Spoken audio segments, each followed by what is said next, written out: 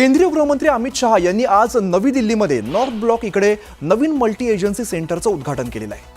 यावेळेला बोलताना ऑपरेशन सिंदूर हे पंतप्रधान मोदींच्या प्रबळ राजकीय इच्छाशक्तीचं, गुप्तचर संस्थांकडून मिळालेल्या अचूक माहितीचं आणि आपल्याला तीनही सैन्याच्या अतुलनीय प्रहार क्षमतेचं अद्वितीय प्रतीक असल्याचं गृहमंत्र्यांनी म्हटलेलं आहे। MSc स्तरावरती हे सर्व अधिकारी रोज भेटून एकमेकांना गेल्या 24 तासांचे निष्कर्ष आणि त्यावरती चर्चा करतात। त्याचबरोबर पुढील उपाययोजना तयार करण्यासाठी किंवा त्यावरती सहमती देण्यासाठी जवळजवळ रोज भेटतात। कारगिलवरील आक्रमणानंतर 2001 मध्ये दिल्लीत राष्ट्रीय स्तरावरील MScची स्थापना करण्यात आली आहे आणि MScशी जोडलेले सुमारे 400 सुरक्षित साइट्स आहेत। SMAC पासून जिल्हा पातळीपर्यंत कनेक्शन वाढवण्याचाही प्रस्ताव असल्याचं सांगण्यात आलं आहे। प्रशांत रामदास आमचे प्रतिनिधी अधिकची माहिती देतात। प्रशांत, केंद्रीय गृहमंत्री अमित शहा यांनी आज दिल्लीतील नॉर्थ ब्लॉक या ठिकाणी जे एजन्सी सेंटर आहे, मल्टी एजन्सी सेंटर, त्याचं उद्घाटन केलेलं आहे। बरोबर आहे। केंद्रीय गृहमंत्री अमित शहा यांनी आज राजधानी दिल्लीतील जे नॉर्थ ब्लॉक मध्ये जे केंद्रीय गृहमंत्रालय आहे त्या केंद्रीय गृहमंत्रालयामध्ये आज NSC म्हणजे त्याला मल्टी एजन्सी सेंटर असं जे आहे नवीन त्याचं उद्घाटन केलं आहे। त्यावेळी खास करून ऑपरेशन सिंदूरच्या संदर्भात देखील केंद्रीय गृहमंत्री अमित शहा यांनी अशी अतिशय प्रशंसा काढली आणि सैनिकांनी ज्या पद्धतीने कार्य केलं, अधिकाऱ्यांनी कार्य केलं, त्यानंतर गुप्तहेर खात्यांनी ज्या पद्धतीने कार्य केलं याचा देखील उल्लेख करत हे ऑपरेशन सिंधू झालं त्यांनी म्हटलं आणि त्यांनी हे स्पष्ट केले की पंतप्रधान नरेंद्र मोदींच्या प्रबळ राजकीय शक्तीमुळेच ऑपरेशन सिंदूर होऊ शकलं।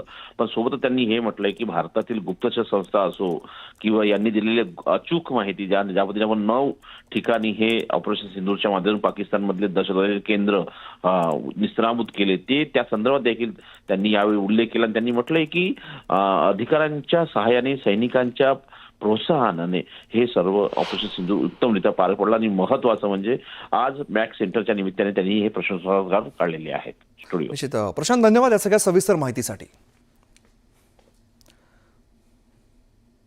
तर पाकिस्तान विरुद्धच्या ऑपरेशन सिंदूर नंतर केंद्र सरकार संरक्षण बजेटमध्ये 50,000 कोटी रुपयांची वाढ करू शकते। संरक्षण मंत्रालयाने सरकारला निधीमध्ये वाढ करण्याचा प्रस्ताव दिलाय। तर नोव्हेंबर-डिसेंबर दरम्यान संसदेच्या हिवाळी अधिवेशनात या प्रस्तावाला मंजुरी मिळण्याची शक्यता आहे। या निधीमधून नवीन शस्त्र आणि आधुनिक तंत्रज्ञानाची खरेदी केली जाणार आहे। या वाढीनंतर संरक्षण मंत्रालयाचे एकूण बजेट हे 7 लाख कोटी रुपयांपेक्षा जास्त होणार आहे।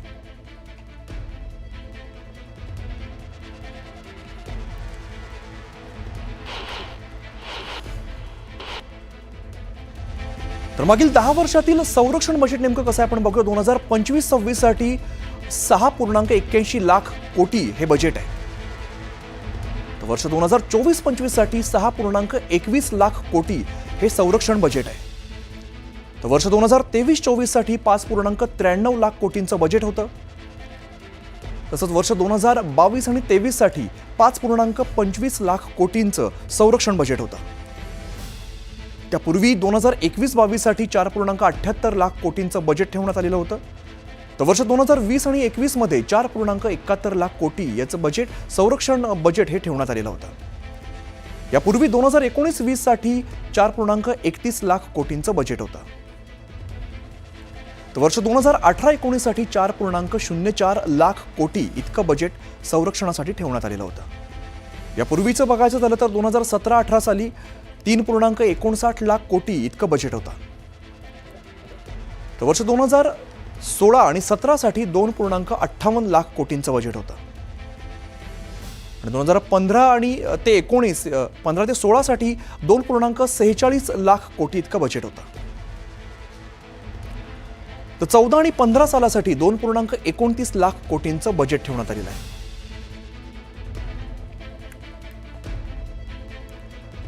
पुढची महत्त्वाची बातमी आहे, संरक्षण मंत्री राजनाथ सिंह यांनी आज भुज एअरबेसला भेट दिलेली आहे। यावेळेला त्यांनी ऑपरेशन सिंदूरमध्ये महत्त्वाची भूमिका बजावणाऱ्या ऑपरेशन सिंदूरमधील हवाई दलाच्या जवानांशी संवाद साधत त्यांच्या धाडसाचं कौतुक केलंय। दरम्यान पाकिस्तानला आर्थिक मदत म्हणजे दहशतवाद असल्याचं राजनाथ सिंह म्हणाले।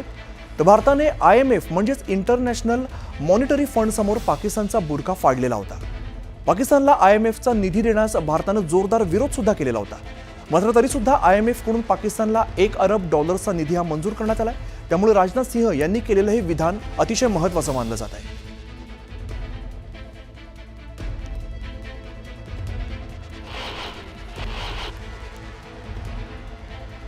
तर IMF कडून पाकिस्तानला $1 अरब निधी जो आहे तो मंजूर करण्यात आलेला आहे.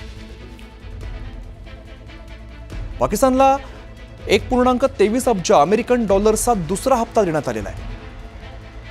पाकिस्तानला फंडिंग म्हणजेच दहशतवादाला फंडिंग असल्याचं भारताने यापूर्वी सुद्धा म्हटलं आणि आता सुद्धा सांगितलेलं आहे. तर पाकची मृत दहशतवाद्यांच्या वारसांना प्रत्येकी 1 कोटी देण्याची घोषणा केलेली आहे. दहशतवादी मसूद अझहरवर कोटींची खैरात केल्याचं सुद्धा भारताने वेळोवेळी सांगितलेलं आहे. दरम्यान पाकिस्तान सरकार मरकज पुन्हा बांधून देणार आहे.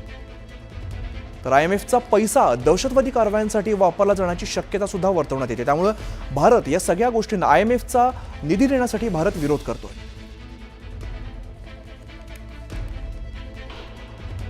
इसलिए मैं मानता हूं कि आज के समय में पाकिस्तान को किसी भी तरह की आर्थिक सहायता टेरर फंडिंग से कम नहीं है. भारत यही चाहेगा कि IMF पाकिस्तान को अपनी $1 बिलियन की असिस्टेंस पर वह पुनर्विचार करे और आगे भी किसी भी तरह की सहायता देने से IMF परहेज करे. तर भुज एअरबेसला भेट दिलेल्या संरक्षण मंत्र्यांनी पुन्हा एकदा पाकिस्तानला थेट इशारा दिलेला आहे. ऑपरेशन सिंदूरमुळे संपूर्ण जगाने भारताचं समर्थन पाहिलंय, सामर्थ्य पाहिलेलं आहे. भारत देश फक्त परदेशातील शस्त्रांवरती अवलंबून नाही असा इशारा सुद्धा राजनाथ सिंह यांनी यावेळेला विरोधकांना दिलाय. दरम्यान भारताने ऑपरेशन सिंदूरच्या माध्यमातून पाकिस्तानला भर दिवसात तारे दाखवले असल्याचा टोला सुद्धा त्यांनी लगावलेला आहे. यावेळेला बोलताना त्यांनी खास शायरीमधून पाकिस्तानला डिवचलंय. तसंच ऑपरेशन सिंदूर अजून सुद्धा सुरू आहे, तर हा फक्त ट्रेलर आहे, संपूर्ण चित्रपट अजून बाकी असा थेट इशाराच भुजमधून पाकिस्तानला देण्यात आलेला आहे. दरम्यान दहशतवादाला मुळापासून संपवणं हाच आमचा संकल्प आहे असं सुद्धा त्यांनी स्पष्ट केलं आहे. ऑपरेशन सिंदूर अभी खत्म नहीं हुआ है. जो कुछ भी हुआ है वह सिर्फ एक ट्रेलर मात्र था. अब जब समय आएगा, जब भी सही समय आएगा तो हम पूरी पिक्चर भी दुनिया को दिखाएंगे. ब्रह्मोस मिसाइल की ताकत को तो पाकिस्तान ने खुद स्वीकार कर लिया है. हमारे देश में एक कहावत काफी पुरानी है और वह है दिन में तारे दिखना.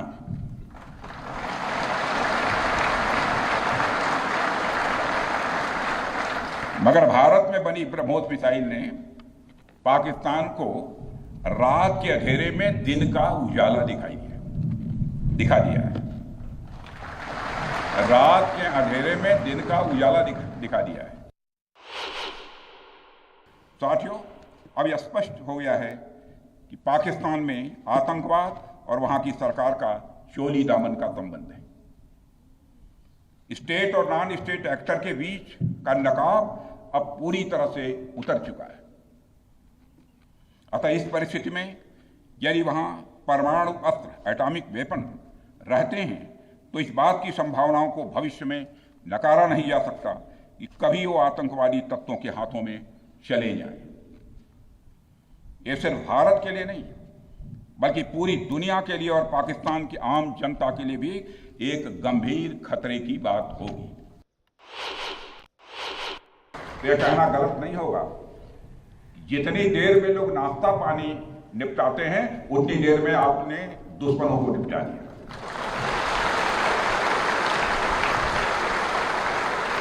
आपने दुश्मनों की जमीन पर जाकर आपने मिसाइलें गिराई है. उसकी गूंज केवल भारत की सीमाओं तक ही सीमित नहीं रही है बल्कि सारी दुनिया ने सुना है मेरे दोस्तों.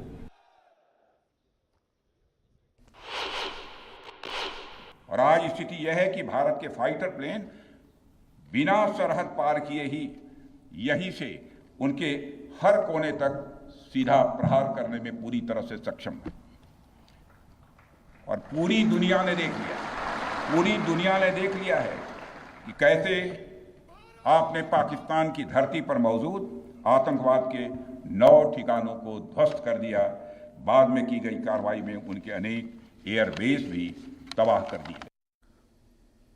तर भारताने ऑपरेशन सिंदूर नंतर झालेल्या युद्धामध्ये ब्रह्मोस मिसाईलचा वापर केल्याचं समोर आलेलं आहे. भारताने पाकच्या एअरबेसवरती ब्रह्मोस मिसाईल डागल्याची माहिती आहे. तर पाकच्या एअरबेसवरती भारताने 15 ब्रह्मोस मिसाईल डागल्याचं समोर आलेलं आहे. या हल्ल्यामध्ये पाकिस्तानचे 11 एअरबेस पूर्णपणे उद्ध्वस्त झाले. भारताच्या हल्ल्यामध्ये पाकिस्तानचं एअर डिफेन्स सिस्टीम हे पूर्णपणे उद्ध्वस्त झालंय. तर ब्रह्मोस मिसाईलमुळे पाकिस्तानला मोठा फटका बसलाय.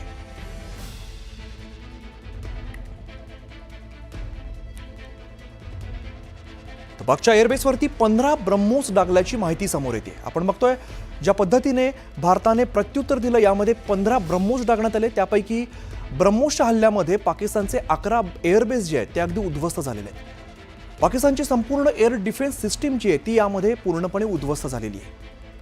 आपण दृश्यांमध्ये बघतो ज्या पद्धतीने टार्गेट सेट करून ब्रह्मोस मिसाईल डागले आणि यामध्ये पाकिस्तानचे जे दहशतवादी अड्डे आहेत किंवा जो एअरबेस आहे ते पूर्णपणे नष्ट करण्यात आलेले आहेत, निस्तनाभूत करण्यात आलेले आहेत. भारताने चोख प्रत्युत्तर दिलं. यामध्ये पाकच्या एअरबेसवरती 15 ब्रह्मोस डागल्याची माहिती समोर येते.